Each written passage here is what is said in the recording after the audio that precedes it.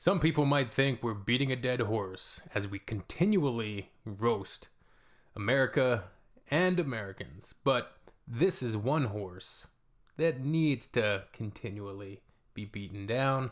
And listen, the Americans made their bed and they're sleeping in it. Let's get to it. Today we're looking at 21 of the worst travel faux pas Americans have committed in other countries that left locals stunned. The opening quote of this article says, "She claimed Canadian gun control laws didn't apply to her because she's American and protected by the Second Amendment." Stunningly brave and stunningly intellectual. Let's go. Let's hop right into it. Hope y'all are doing good. Make sure to leave a comment down below. Like and subscribe if you wish, or don't. That's totally your prerogative. All right, let's go. Number 1. In the catacombs in Paris, someone literally picked up a human skull to pose for pictures with it. That's still someone's family member. Show some respect.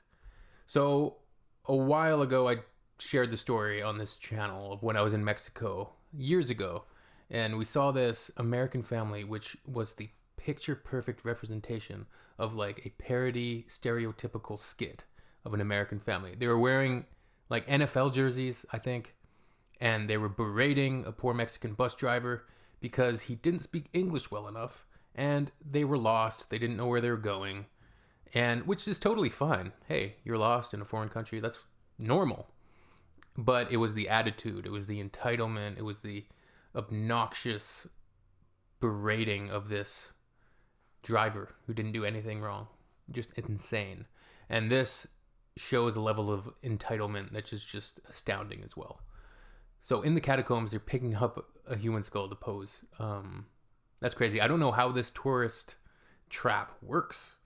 Like, you would think there would be some sort of barriers in place, railings, but we all know that those don't stop entitled people, period, regardless if they're American.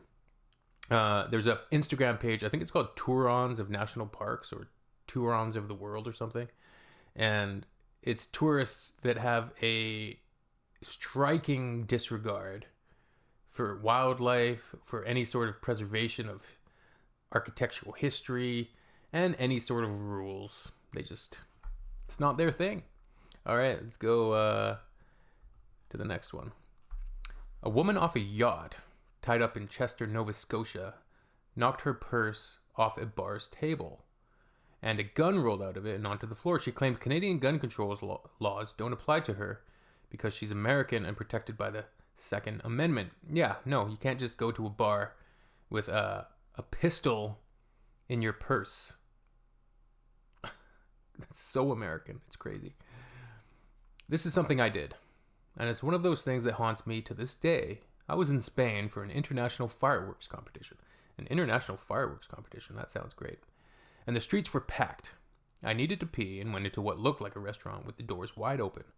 I went past people at a table and downstairs to the bathroom. When I came back up, this man was yelling at me in Spanish, so I didn't understand, but they were very angry. Turns out in Spain, it's not common to have a kitchen in your home, but families and friends rent a common one to cook together and share meals. So basically, I walked into someone's home while they were having dinner and used their bathroom. I still cringe thinking about it. That sounds like a very oblivious person. Obliviousness, which it's not the worst thing, I suppose. I used to live in South Korea and trained new teachers from around the world. The Americans were always upset and almost appalled that in South Korea they didn't accept US dollars at shops. The world doesn't revolve around your country and your currency. That is literal insanity. Just going to another country and thinking that they have to accept your currency. That's a perfect encapsulation of American ignorance and entitlement around the world. Like, the internet is American. This website's American. Hey, you're commenting on the internet, better be in English. Didn't you know the internet is invented by America? It's a big, beautiful internet. Let me tell you, I know internet. Let me tell you. A man, probably in his 20s, was with a group of friends on the train, and they were all drunk. He had this huge glass shaped like a boot which I assume was full of beer he drank. After about 10 minutes on the train laughing with his friends, very American, the trains are usually quiet, he threw up in the glass boot. His friends were laughing and saying, "I can't believe we get to experience this for free." He then hoisted the boot in the air as if he had just won the FIFA World Cup with all his friends and still laughing and cheering. Alright, they just sound like horrible people, regardless of where they're from. In Amsterdam, I was waiting in a municipal building to get my license renewed when a young guy came in completely stoned, hollering, "I want to stay here, so just give me a Dutch passport. I'm an American." "Well, I thought it was America. I'm an American. I thought this was America." I'm not doing a very good impression, but that was supposed to be Randy from South Park. "I thought it was America." I'm an American, but I was visiting England and touring the Tower of London. There was a cannon behind a rope with a "do not touch or climb" sign, meaning do not touch or climb. This American woman lifted the rope and told her kid, maybe 7, to sit on the cannon so she could take a picture. The kid protested and told her the sign said no. The woman said she didn't care and ordered her kid to do it or she'd drown them. Wild. So it sounds like this little kid is doomed. But he was trying to protest against his mom's ignorance, but damn. They start him young in America. I was in a tour group in Tajikistan, and we were inside a local's house. He had invited us in for tea and was telling us about his family and how many children they have, etc. The only American in the group piped up and asked, "What contraception does your wife use? Does she use herbs or something?" Everyone was aghast. He politely avoided the question, and then there was a long, awkward silence. And so she asked again. At that point, another tour member interjected and said, "Okay, I think it's time for us to leave. Thanks for having us." That is just incredibly intrusive. Like, imagine asking somebody that. Just, you don't even know them. Insanity. I used to work in a Canadian-themed restaurant. A Canadian-themed restaurant? Do they just serve poutine and... like, what do they serve? I'm just curious. I'm curious what this Canadian-themed restaurant looks like. I'm going to look this up when we're done the video. The restaurant was popular with tourists, so we had a lot of American customers. At the time, I was hired because English is my first language, and I'm Canadian too. One of the funniest things I remember was an American asking if we'd give him a veteran's discount at a Canadian bar in Paris.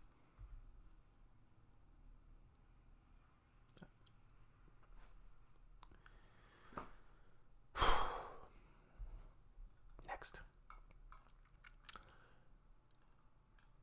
I was in the airport returning to Australia, where I'm from, in the middle of summer, and I saw a dad and his 2 children, all 3 wearing full winter coats. I'm not going to do an Australian accent, that's horrible. The dad said to the 2 of them, "Try to stay warm, it's going to be cold outside." In Australia. And, like, Australia does have mountains and great ski resorts, but it's pretty unusual in most of the country to experience snow. So, pretty dumb thing to say. Showing up to Mont Tremblant in Quebec, Canada to ski in July. They were from Michigan. No way that's a real story.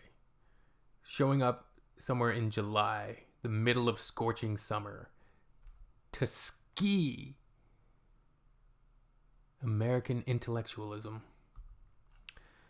I lived right next to the Oktoberfest area in Munich. On my way to the supermarket, I saw a man lying unconscious in the bushes, bleeding profusely from a gash in his head. We tried to rouse him with 2 neighbors and called emergency services. When he came to, he was clearly drunk out of his mind and disoriented. He tried to walk away, not even able to stand properly, and started to curse and threaten us when he realized we had called an ambulance. He even got violent with us. Yeah, I get it. That's a scary thing in the US because it means a massive amount of debt. But that's not the case here. Also, it can be a criminal offense here to simply abandon a person who clearly needs medical attention. We had no way of knowing whether he would just drop dead from alcohol poisoning or a concussion. So please, if you come to Munich, that's in Germany for any Americans watching. I know, geography's not always your strong suit. Only to get drunk. Make sure you can handle your beer and get back to the hotel safely. For many locals, Oktoberfest is the most terrible time of year, thanks to many, many similar experiences. Yeah, that does sound awful. Having people just congregate en masse to get plastered and then just potentially injure themselves or have medical emergencies. I live in Norway, and 30 minutes from my house, there is a mountain called Pulpit Rock. It's a beautiful rock. It's a beautiful rock, the biggest rock, and we're going to buy it from Norway. Let me tell you, it's going to be unbelievable. We're going to buy it from Norway. Bigly. Okay, Pulpit Rock, but that rock is also in Mission Impossible Fallout. And Tom Cruise and Henry Cavill have a big fight on that rock. It's a great scene and a great film. I think one of the best action films of all time. Sadly, that was, I feel, the peak of Mission Impossible. Dead Reckoning was good, and then Final Reckoning was which is sad because both those films have impeccable and incredible stunt work by Tom Cruise himself. He's a living legend. And regardless of your thoughts on the dude and his religion and his personal life, he is a dedicated artist for sure. All right, so what are these Americans doing on Pulpit Rock? It's the biggest tourist attraction nearby.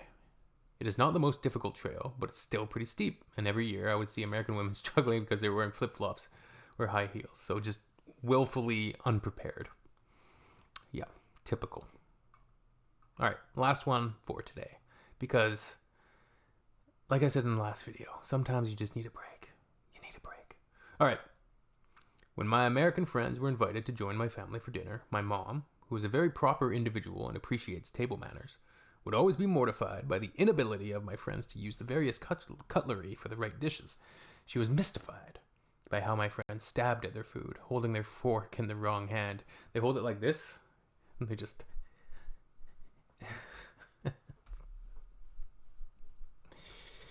It's like Scream.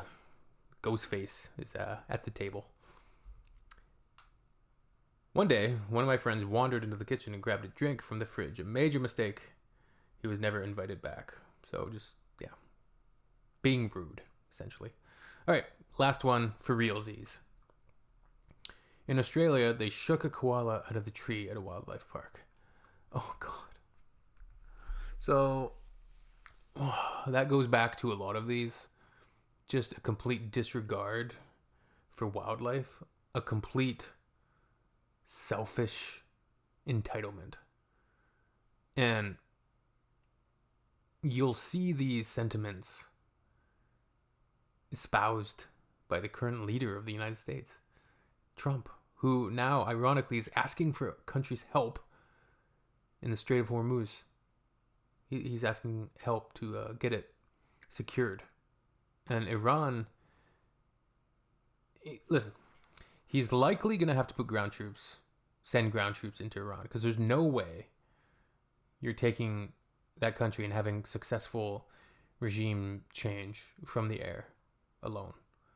You can drop as many bombs as you like, but apparently American munitions have been running out. The U.S. could likely lose the war, or at least have to abandon it, and Trump with his tail between his legs. However, we know he will frame it as the biggest win in the history of military endeavors. Sad. All right, see y'all in the next one.